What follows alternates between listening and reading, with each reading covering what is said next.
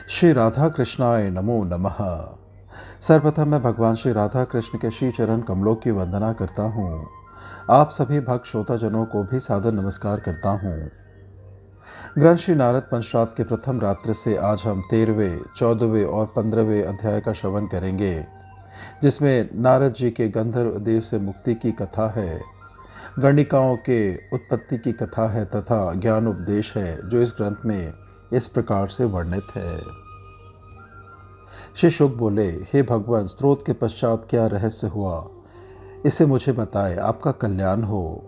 श्री व्यास जी बोले, स्रोत के पश्चात गंधर्व उपबहन उस ब्रह्मा के सभा में सनातन भगवान से बोला, मैं इस समय सभी देवों द्वारा अभिशप्त हो चुका हूँ। देवताओं के कारण देवों का अग्निपुंज मेरु पर्वत के समान प्रदीप्त हो उठा है और इस समय आपके चले जाने के बाद वह मुझे भस्म कर देगा। हे जगन्नाथ, अतएव आप मेरी रक्षा करें, आप ही मेरा उद्धार करने में समर्थ हैं। लीला मात्र से हिरण्याक्ष नामक महादैत्य को मारकर आपने ही अपने अंश अवतार शूकर के द्वारा पूर्व समय में पृथ्वी का उद्धार किया था। ब्रह्मा द्वारा पूजित आपके चरणों में मैं शरणागत हो रहा हूँ। देवों की अग्नि से मुझे भयकांत अनाथ की आप रक्षा करे। गंधर्व के वचन को सुनकर ब्रह्मेश जगदीश्वर भगवान श्री कृष्ण हंस पड़े और उस ब्रह्म सभा में सलक्षण वाणी में बोले, हे गंधर्वराज प्रवर, स्थिर हो, भय त्याग दो। जिसने शुभ आश्रय ले लिया है, ऐसे तुम भक्त को मेरे रहते किसका भय हो सकता है। मेरे कर्मयुक्त भक्तों को किसी से भी भय नहीं होता। मेरे मंत्र का उपासक नित्य विग्रही और स्वतंत्र होता है। मंत्र ग्रहण मात्र से वह सभी कर्मों से मुक्त हो जाता है। उसे काल का भय नहीं होता, विधि के जन्म देने का भी भय नहीं होता। मंत्र ग्रहण से ही वह सब कर्मों से मुक्त हो जाता है। मेरा मंत्र करोड़ों जन्मों के किए गए पापों को भी उसी प्रकार नष्ट कर देता है, जिस प्रकार सुदीप प्रज्वलित अग्नि तृणपुंज को जला देती है। मेरे मंत्र ग्रहण या मेरे नाम ग्रहण से करोड़ों जन्मों के किए गए पाप कांपते हैं। यम उसके लिखे नाम को दूर कर देता है। अंत में वह उत्तम गोलोक जाकर मेरे दास्य भाव को प्राप्त करता है। आयु पर्यंत वह स्वतंत्र मुक्त कुंजर के समान भ्रमण करता है। उससे पाप उसी प्रकार भाग जाते हैं जिस प्रकार वैंते को देखकर सर्प भाग जाते हैं। उसके पादरज से वसुंधरा पवित्र हो जाती है। दूर से देखते ही वह सभी तीर्थों को पवित्र कर देता है। हे गायक, वायु पवित्र है, अग्नि पवित्र है, जल तथा तुलसी दत्त पवित्र है, गंगा आदि तीर्थ पवित्र है, सुशीला, धर्मिष्ठा, सुभद्रा, पतिव्रता स्त्री पवित्र है, परंतु मेरा भक्त इन सब में भी सदा सर्वोत्तम और पवित्र है। हे सुत, मेरे मंत्र के उपासकों का तीर्थ स्थान, व्रत, श्राद्ध, दान तथा पूजन वैसा ही है जैसे चर्वित वस्तु का चर्वन अर्थात निरर्थक है। तीर्थ भक्ति से पवित्र होते हैं, किंतु वैष्णव स्वतः पवित्र होता है। तंत्र तथा दान व्यर्थ है, श्राद्ध भी निष्फल है। श्राद्धकर्ता द्वारा 3 पीढ़ियों का श्राद्ध करना निरर्थक है। 100 पुरुषों को भोजन कराना भी व्यर्थ है, क्योंकि श्राद्ध वस्तु को कौन खाता है। कुछ लोग ये कहते हैं कि पितृलोक के लिए ही श्राद्ध किया जाता है, किंतु यह भी प्रमाणों के विरुद्ध है। मृता मात्रो तो मेरे मंत्र के ग्रहण मात्र से ही संतुष्ट हो जाती हैं। हे वत्स, उनका शुभ आशीर्वाद उसी प्रकार कर्म भोग के लिए नहीं होता जिस प्रकार देव के प्रभाव से भी पका हुआ अन्न अंकुरित नहीं होता। मैं स्वयं उनके कर्मों के मूल को साक्षात नष्ट कर देता हूँ। जो मेरे मंत्र की उपासना नहीं करते, केवल वही कर्मों के फल का भोग करते हैं। मैं स्वयं ही पुरुष को अपना मंत्र प्रदान करता हूँ। दूसरे के द्वारा मंत्र दिलाकर मैं ही भक्त को मुक्त करता हूँ। पूर्व समय में मैंने मृत्युंजय को अपना मंत्र दिया था। शुद्ध सत्वगुण युक्त मृत्युंजय को गोलोक में यह मंत्र दिया गया था। पुनः सनत कुमार को, धर्म को, ब्रह्मा को, कपिल को, शेष को, महामती गणेश को, नारायण ऋषि को, धीमान धर्मपुत्र को मंत्र दिया गया। पुनः जिसके रोमों में संपूर्ण विश्व स्थित है, उन विष्णु को, काल के अधिष्ठाता देवता उन सर्वांतक यम को, उपेंद्र को, काम को, भृगु को, अंगिरा को, सरस्वती को, पद्मा को और हे पुत्र विरजा के तट पर राधा को, सावित्री को, विष्णु माया को तथा पार्षदों को भी मैंने ही मंत्र दिया है। तुम्हें मंत्र क्यों नहीं दिया, उसका कारण सुनो। ब्रह्मा के वाक्य के पालन के कारण तुम शूद्र योनि में जन्म लोगे। इस प्रकार तुम्हें यह सब बता दिया। हे वत्स, अब तुम सुख पूर्वक जाओ। 12 वर्ष के बाद तुम शूद्र योनि में देवता से जन्म लोगे। फिर 5 वर्ष के भीतर ही एक ब्राह्मण से मेरे मंत्र को पाकर 10 वर्ष बाद शरीर छोड़कर ब्रह्मा के पुत्र होगे। तब मेरे मंत्र को तुम शंभु के मुख से प्राप्त करोगे। इस प्रकार कहकर सर्वात्मा श्री कृष्ण वहीं अंतर्धान हो गए। हे पुत्र, तब स्त्रियों के साथ वह गंधर्व चला गया। इस प्रकार मैंने सभी पूर्वावृत्तांत तुम्हें बता दिया। श्री शुक बोले, राधिका नाथ के निरामय गोलोक प्रयाण और गंधर्व पुंगव उपभरण के चले जाने के बाद क्या रहस्य घटित हुआ? श्री व्यास जी बोले, परमात्मा के प्रयाण के पश्चात सब देव तथा मुनि उसी प्रकार शांत हो गए जिस प्रकार दिन के बीत जाने पर पक्षी शांत हो जाते हैं। तब ज्ञानादिदेव भगवान शंभु ने नीति विशारद ब्रह्मा जी से परिणाम में सुखद वचन कहा। श्री महादेव जी बोले, जो भगवान से रक्षित है उसका सदा कल्याण होता है, और जिसके वही विघ्न करता है उसकी रक्षा करने में कौन समर्थ है। जो कृष्ण पारायण है वही कृष्ण के स्मरण मात्र से निर्विघ्न हो जाता है। उसके कार्यों में विघ्न करने के लिए कौन देव और मुनि समर्थ हो सकते हैं। इस समय देवों और मुनियों के ईश्वर इच्छा से स्तंभित कोपग्नियों के लिए क्या स्थान हो। यदि यह भूमि पर रहती है तो क्षण मात्र में वसुंधरा का संपूर्ण अन्न दग्ध हो जाएगा। यदि इसे जल में रखा जाए तो संपूर्ण जल के तप्त हो जाने से सभी जल जंतु नष्ट हो जाएंगे। स्थल पर यह प्रलयाग्नि वृक्षों तथा लोकों को जला देगी। अतः हे जगदिताता, इन अग्नियों की व्यवस्था करना उचित है। तुम ही संसार के विधाता हो। ईश्वर विष्णु उसके पालक है और कालग्नि रुद्र उसके संहार करता है। किंतु अभी प्रलय का समय उपस्थित नहीं हुआ है। ये सब विषय दिक्पाल और दिगेश्वर सब श्री कृष्ण की आज्ञा का पालन करने वाले हैं। मनुष्य के कर्मों के साक्षी धर्म भी उन्हीं के आज्ञा पालक हैं। ये सभी निरंतर हरि की माया से मोहित होकर विचरते हैं। मैं जीवों का पालक, सृष्टा या संहर्ता नहीं हूँ। मैं निर्लिप्त तपस्वी होकर हरि की आराधना में संलग्न रहता हूँ। पूर्व समय में श्री कृष्ण से संहार का अधिकार मुझे दिया था, किंतु उसे रुद्र को देकर मैं हरि की तपस्या में लग गया। उनकी अर्चा से, ध्यान से, तप से, पूजन से, स्तुति से, कवच से तथा नाम मंत्र के जप से इस समय मैं मृत्युंजय हो गया हूँ। मुझे काल का भी भय नहीं है। मुझे तथा ईश्वर को छोड़कर काल अन्य सबका संहार करता है। प्राचीन काल में सब जीवों की सृष्टि के समय सृष्टा के भाल से वे रुद्रगण उत्पन्न हुए। उन्हीं में से एक मैं हूँ और मेरा नाम शंकर है। प्राकृतिक लय से ब्रह्मा का नाश हो जाता है और उस अवधि को कल्प कहते हैं। उस समय सब कुछ नष्ट हो जाता है और केवल ईश्वर तथा उनके भक्त ही बच जाते हैं। असंख्य ब्रह्मा नष्ट और असंख्य कल्प भी व्यतीत हो चुके हैं। जो नष्ट हो गया वह पुनः पुनः न जाने कितनी बार जन्म लेगा। श्री कृष्ण के एक निमेष मात्र में ब्रह्मा का पतन हो जाता है और उसमें सभी प्राकृतिक पुनः पुनः तिरोभूत हो जाते हैं। न प्रकृत बचता है, न विषय बचता है, केवल वैष्णव ही नित्य देही रहता है। हरि के वर से मैं अमर हूँ और क्रमश समस्त कल्याणों का आधार बन जाऊंगा। प्राकृतिक लय के समय ब्रह्मा से लेकर ब्रह्मलोक पर्यंत समस्त विश्व जल में डूब जाएगा और केवल कृष्णालय अर्थात गोलोक ही बचा रहेगा। सब देवियाँ और सभी पुरुष उन सुनिश्चित सत्य और सनातन श्री कृष्ण में विलीन हो जाएंगे। कृष्ण तथा उन हरि का पार्षद मैं तथा प्रकृति नित्य निरामय गोलोक में विद्यमान रहेंगे। सभी सृष्टियों में एक ही ईश्वर होता है, दूसरा नहीं। उसके भक्त प्रकृति के प्राकृत प्रलय में नष्ट नहीं होते। उन ईश्वर के निरंतर स्मरण से उत्तम भक्तों की आयु का व्यय नहीं होता, तो फिर उनकी मृत्यु कैसे हो सकती है। वासुदेव के भक्तों का अशुभ कहीं नहीं होता। निरंतर श्री कृष्ण के स्मरण के कारण उन भक्तों को जन्म, मृत्यु, जरा तथा व्याधि भी कभी भय नहीं देती है। इस कल्प में आप ही ब्रह्मा तथा कर्मों की व्यवस्था करने वाले हैं। अतः आप कोपग्नियों के लिए किसी स्थान की व्यवस्था करें। शंभु के वचन को सुनकर कमलासन ब्रह्मा कंपित हो उठे। शंकर को आज्ञा से उन्होंने तब कोपग्नियों के लिए स्थल बनाया।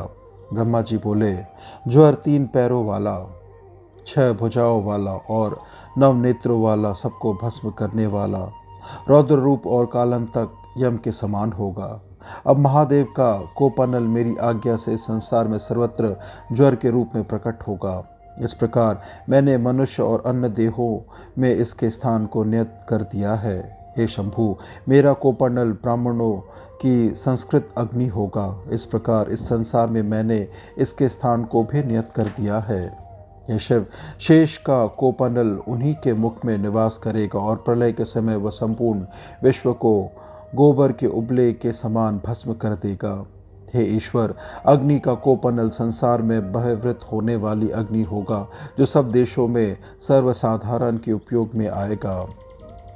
धर्म का कोपानल कृष्ण अग्नि में परिणत होकर अधर्म का आचरण करने वालों का सर्वस्व भस्म कर देगा। सूर्य का कोपानल वन में दावाग्नि के रूप वृक्षों में निवास करे और इससे इसके भक्ष पशु पक्षी होवे। चंद्रमा का कोपानल संसार में कामियों का विरनल होकर पति पत्नी के परस्पर विरह में निरंतर दोनों के शरीर को जलाता रहे। इंद्र का कोपानल तत्काल वज्रग्नि और उपेंद्र का कोपानल विद्युत होगा। रुद्रों का कोपानल मोहल अग्नि हो जाएगा। गणेशानल पृथ्वी पर तथा स्थान रहेंगे, अर्थात उसर में स्थित रहे। स्कंद का कोपानल युद्ध में अग्नयास्त्रों की अग्नि होगा। काम को छोड़कर अन्य देवों और मुनियों की मुखाग्नि को ब्रह्मा के पुत्र और मुनि ग्रहण करे। तब और ने इन अग्नियों को भी अपना अग्नि के साथ अपने दाहिने उरु में वेद मंत्र से स्थापित कर लिया और ब्रह्मा को नमस्कार करके तपस्या करने चले गए। यथा समय औरव के उरु से निकलकर वह अग्नि समुद्र में वडवा नल हो गए। हे पुत्र, ये वही है जो पूर्व काल में स्वयं औवरनल था। तदंतर ब्रह्मा जी ने कामग्नि को अत्यंत शक्तिशाली देखकर मन में विचार किया तथा संसद में अन्य देवों तथा मुनियों से परामर्श करके सभी सुव्रता और पतिव्रता स्त्रियों को अपने सामने बुलाया। तब सभी स्त्रियों ने आकर ब्रह्मा जी से कहा। स्त्रियां बोली, हे भगवान, कहिए आपने हमें किस लिए बुलाया है? हम सब स्त्रियां हैं, अतः इस बात पर अपने मन में विचार कर ही हमें कोई कार्यभार दे। ब्रह्मा जी बोले, मैथुन में सुखदायक मद्दाग्नि को ग्रहण कर संसार में समस्त स्त्रियां निरंतर काम वासना वाली हो जाए। ब्रह्मा के इस वचन को सुनकर क्रोध से रक्तस लोचन हो सभी स्त्रियां उस सभा में भय का त्याग कर बोली। स्त्रियां बोली, जगदित रूप, आपको धिक्कार है। परमेश्वर ने आपको व्यर्थ ही बनाया। मोहिनी के शाप तथा अपने पुत्र के शाप से आप इस समय अपूज्य है। मंदाग्नि को लेकर पुरुष और स्त्रियां निरंतर वास्तविक परम दुस्वह रूप से जलते हैं।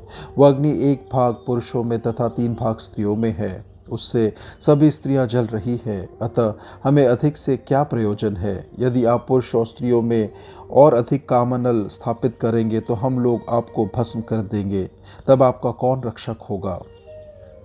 पतिव्रताओं के वचन को सुनकर शिव जी स्वयं ब्रह्मा से बोले, देवियों का यह कथन हितकारक, सत्य, नीतिसार तथा परिणाम में सुखदायक है।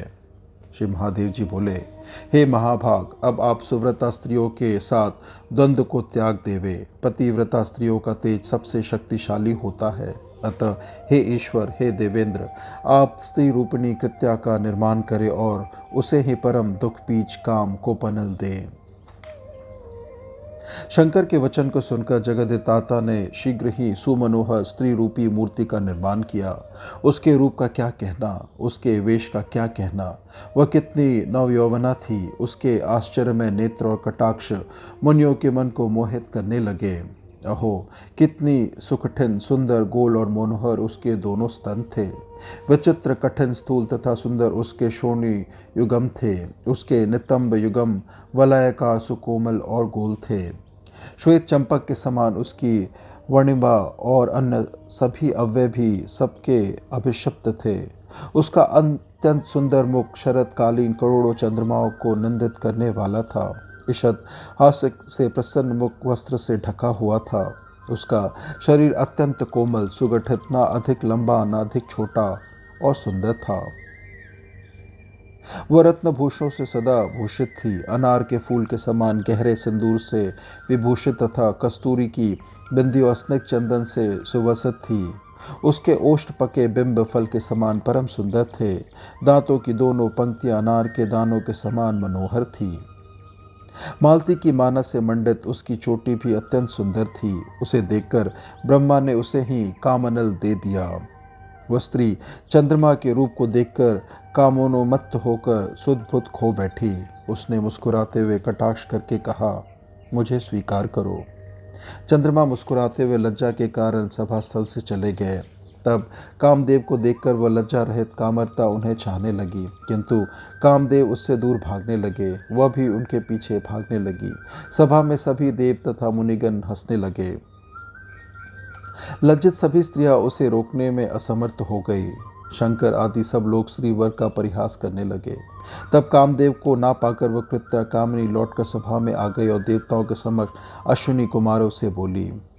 कृत्या कामिनी बोली, हे रविपुत्र, मुझ सरस्वती श्रृंगार में सुखद शांत परम कामतुर तथा श्रेष्ठ प्रिया का सेवन करो। तुम्हारे साथ में सुंदर गहन वनों में भ्रमण करूंगी। एकांत में रात दिन क्रीड़ा करूंगी। मधुपान दूंगी और पवित्र सुगंधित जल दूंगी।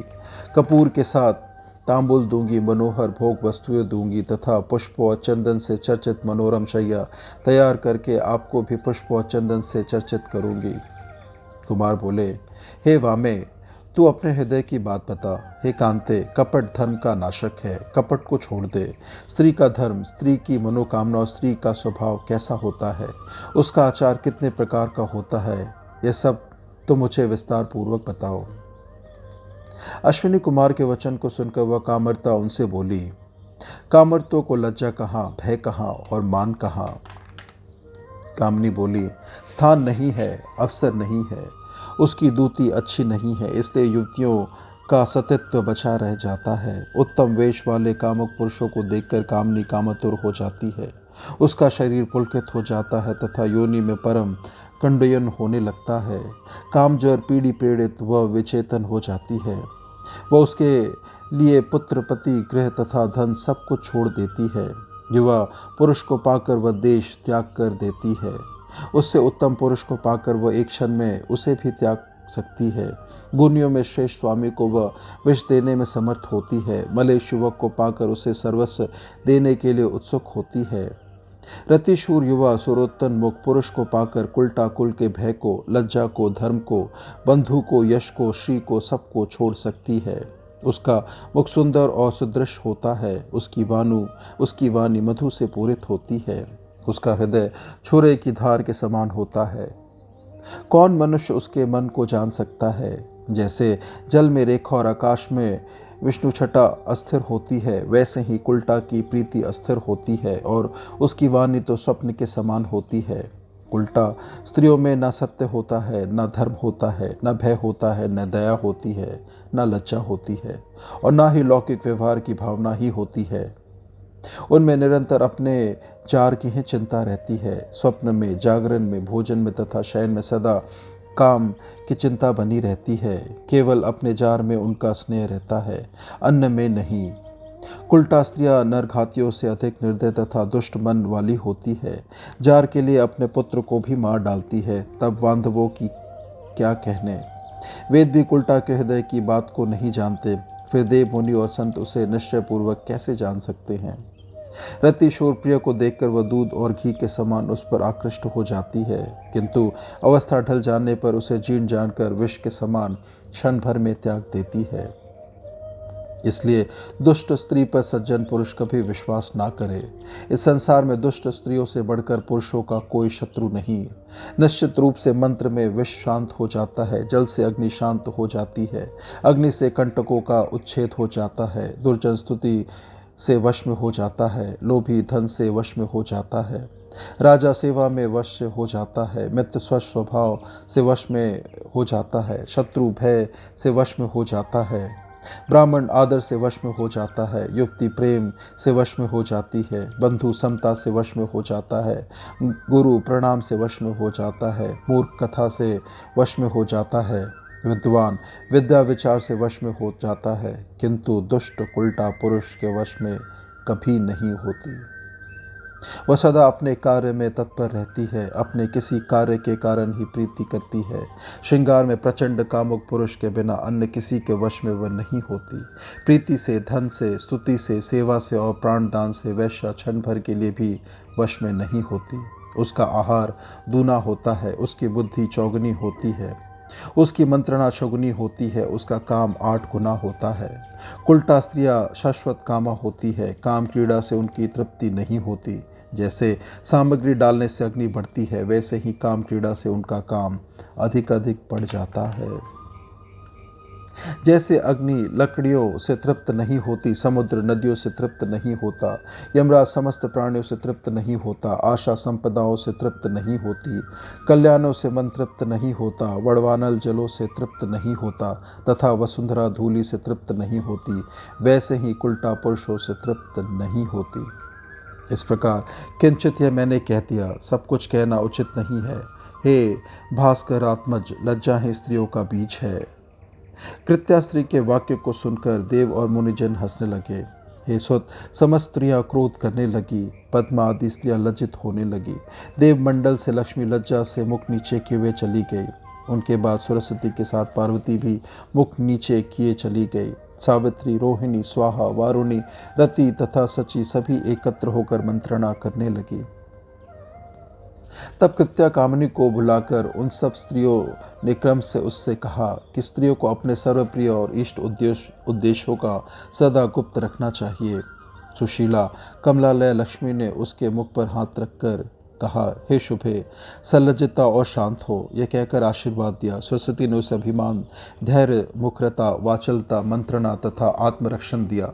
सावित्री ने उसे अति दुर्लभ सुशीलता, आत्मसंगोप, नामत गंभीरता तथा कुल से भय दिया। पार्वती बोली, हे सुंदरी, कुल्टा स्वभाव को धिक्कार हो, तू सलज्ज हो। हे स्मरातुरे, अपने मान और हमारे गौरव की रक्षा कर। अपनी इस काया का परित्याग कर पृथ्वी पर जन्म ले। पुरुषों से 8 गुना तेरा काम हो तथा चौगुनी लज्जा और दूना धैर्य हो। हे अधमे, मेरे पास से अब तू दूर चली जा और वहाँ अपनी अभोग्य इच्छाओं का भोग कर। मेरी आज्ञा से पुरुषों की अपेक्षा साधारण स्त्रियों का काम दूना, लज्जा 8 गुनी और धैर्य चौगुना हो।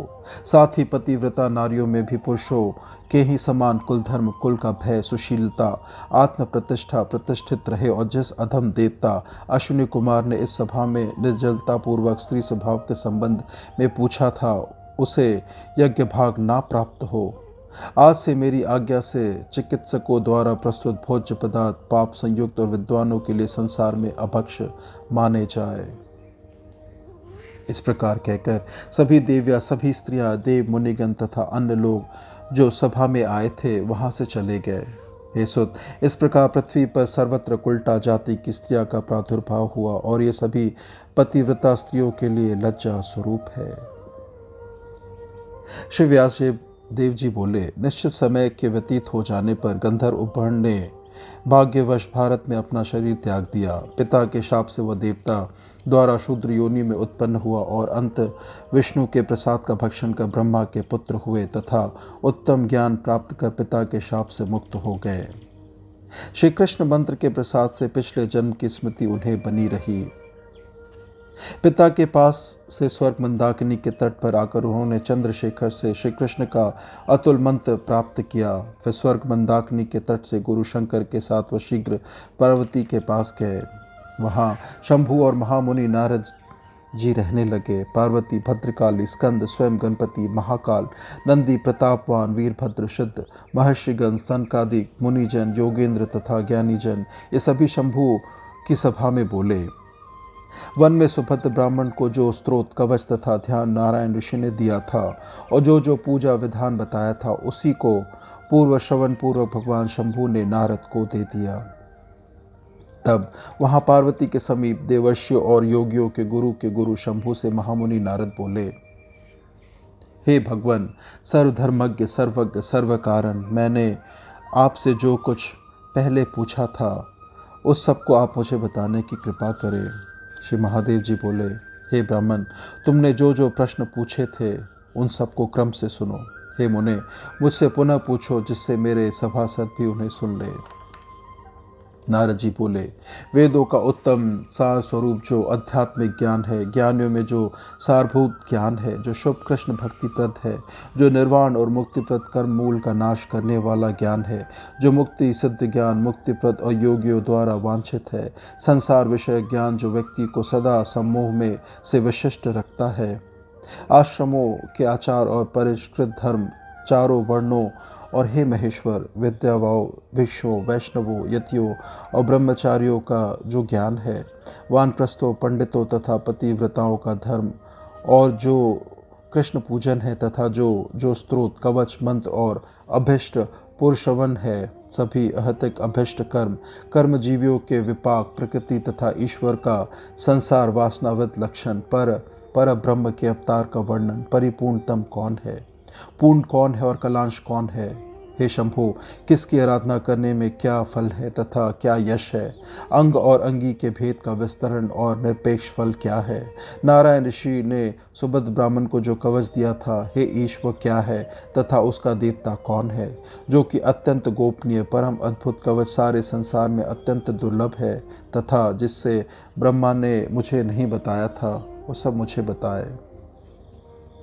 इनके अतिरिक्त जो ज्ञान मेरे पूछने से रह गया हो, जो मंगलमय हो तथा आप जिसे जानते हो, जो अनुपम वेद सार तथा कर्मों के मूल का नाशक हो, हे भद्रेश, आप उस सबको कृपा पूर्वक मुझे बताए। अपूर्व राधिका का आख्यान जो वेदों में भी अत्यंत दुर्लभ है, पुराण इतिहासों में तथा वेदांगों में भी जो अत्यंत दुर्लभ है, वो सब बताए।